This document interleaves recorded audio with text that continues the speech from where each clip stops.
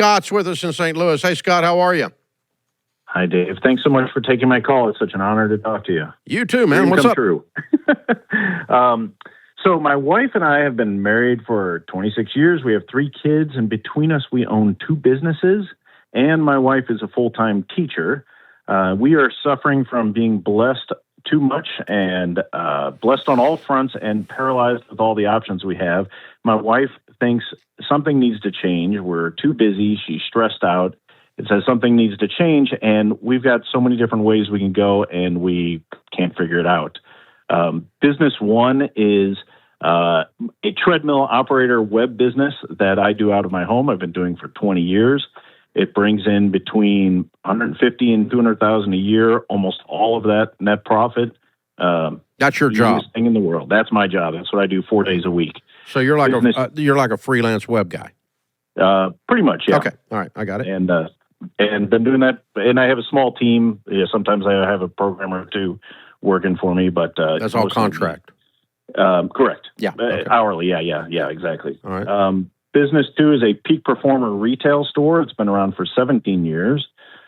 Pays us very little, about $50,000 a year we make. Its revenue is close to $1 million a year, but I work there literally 1 day a week, about 6 hours. My wife works maybe 8 hours a month there. It's sort of set it and forget it, just auto run. We've got a fantastic team of about 20 employees that run it, all part-timers, and the customers love us. The store runs great. Everything is perfectly fine there. But all this accumulates to stress in our lives. And my wife's a full-time teacher, as I mentioned. So we have some options. So for example, selling the store is one of the options. One of them is my wife keeps saying, why don't you go get a real job? And so you can get the health insurance. Exactly. So you can get the health insurance. I can quit my job and go work at the store. We've got lots of different ways we could go. What more can I tell you? How long have you been making 150 to 200 a year at your job? Probably almost the whole 20 years. It's been our primary source of income for 20 years. Okay. Well, I mean, if she wants to go work at the store and quit her job, go buy some health insurance. You make $200K a year. Yeah, there's one other thing that helps us, which is we have a tuition reduction for our kids who go to private school also where she teaches. So that's saving us about $20,000. Yeah, but she's not going to have that if she quits her school. Exactly. And she wants to quit. And she wants to quit. She kind of wants to quit, yeah. You can't have both things. You can't quit and keep the tuition reimbursement. And you want to quit, so that's a problem. Yeah. Yeah. Although she says shut down the store, if we sell the store, bank that money, and then she'll work and it'll be less stressful for her. At school? Correct. So why is it stressful? She doesn't do anything over there. I think it's one of those things, and as a business owner, it's always on the back of your mind. You're always, every time we go to dinner, that's what we talk about. Every time we're sitting around together, that's what we're talking about. There's always little decisions that need to be made. She is the president of the store, so she does get the final say-so and everything. So there are often times we're consulting with her saying... So she's running the store, essentially, and she doesn't want the responsibility and the emotional stress that goes with that responsibility. I think that's pretty accurate. Yeah. Because I'm guessing with her pay and the tuition reduction and the health insurance that her teaching job makes more than $50K. Oh, yeah. Yeah, her pay is over $50K. So why would she go to work for $50K and take a pay cut doing something she doesn't love? Well, we're getting $50K now from the store. In theory, she would get a little more. Well, but not offset some employees. Yeah, but I mean, they're 10 You're just replacing some hourlies is all you're doing with your time there. You'd put your own butt on the floor, and that's not that's back into a treadmill situation. That's right. That's exactly right.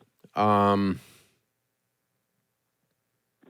don't know. Brokers I get. Here's another way you could back into it. Sometimes we do this with our decisions around our house. Is 10 years from today, we are doing X.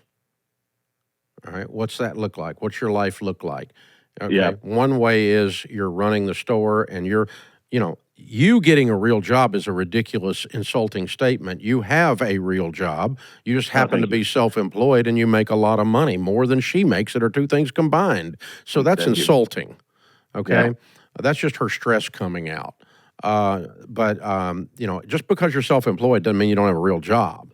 That's silly. So anyway, put that aside. So your job stays in place because you didn't tell me anything that you dislike it, and it's the cash cow of the three things. So Yeah, I love it. 10 years from today, you're still doing this or some version of it. Okay. 10 Sure. years from today, is she a teacher or a retail president? I asked her that question because you had a similar question on this podcast a couple weeks ago. And I said, I bet Dave's going to ask me, what are you going to do? What do you want to do 10 years from today? And she said, I want to be sitting on the beach in Florida, retired.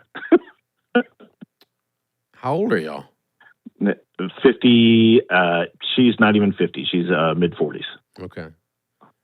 Okay. That was think not that's one how of the stressed two she is. options. Yeah. Yeah. One of the two I think that's her options is stress. you're either a teacher or a third option is you're working doing something else. But that's, again, a facetious answer. That's I'm stressed out. I'm just going to put my feet in the sand. Well, that's not really what, you want to quit work completely. That's the job. Okay. Which means you're not going to be a teacher and you're not going to be, how old are your kids? My youngest has 7 more years at this tuition rate. He's 13. I'm sorry. Yeah, he's 13. Okay. So then 10 years from now, she could quit her job. That's true. Easily, So, yep. maybe it's not a facetious answer. Maybe it's a real answer. I'll shut up. Okay. Yeah. Okay. So she does. So she works 10 more years as a teacher and then quits. Sure. And you sell the store now. That's one option. Or we quit teaching and we buy some health insurance and we pay our own tuition. And she goes and accentuates and grows the store. And 10 years from now, you sell the store. Sounds great. Either one. Which one you want to do, honey? I'm asking you. I'm asking you what you. No, think. I don't care. Doesn't matter to me.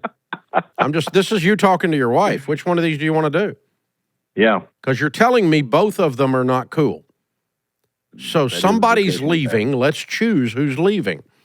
Teaching or store. And let's do that based on, I want to retire from this 10 years from today. Which one do I want to retire from? Teaching. I want to spend the last 10 years of my career teaching or the last 10 years of my career before I retire on the beach and my husband works as a web designer, and I retire on the beach from selling the store. I'm okay with either one. If you take on the store, your job is to not do 50,000 because 50,000 on $1 million sucks. Yeah. That's really tight margins. Well, yeah. You blink and you're losing money on that. Good point. So if we're going to take on the store's got to start doing better. It's kind of cute and cuddly now, but it's not a killer operation. And it needs to become a killer operation if we're going to keep it. I like that. So if we're going to go all in on the store, let's go all in and let's go make 150 on this puppy and get sales up and get margins up and tighten this thing up and get it going. And let's get the right kind of people on the floor. And it's no longer we're just a service to the community. We're actually going to try to make some money here and, all that stuff. So, yeah, I don't care which one y'all do. But I think the way Sharon and I would sit down and talk this through, or one of my leaders, if we were doing strategic plannings with a certain segment of Ramsey, what do we want this to be in 10 years? Closed? And we grow it and sell it off? What this piece of Ramsey? What do we want publishing to look like 10 years from now? We want live events to look like, or podcasting to look like 10 years from now. And then let's get about the business of doing that. That's our desired future. What must be true that's not true now? And I think as soon as you make a decision to cut one or the other loose, her stress level is going to drop way down. Even though she still has to do some of the work until it's gone. It may take a year to sell the store, but knowing that it's going away is going to be like this huge burden relieved from her. So, as a couple, which one gives you the most peace? Which one gives you the most fulfillment? Which one gives you the most money? Where you look at it and you go, well, that was worth it. Let's do it. Game on. This is the EntreLeadership Podcast.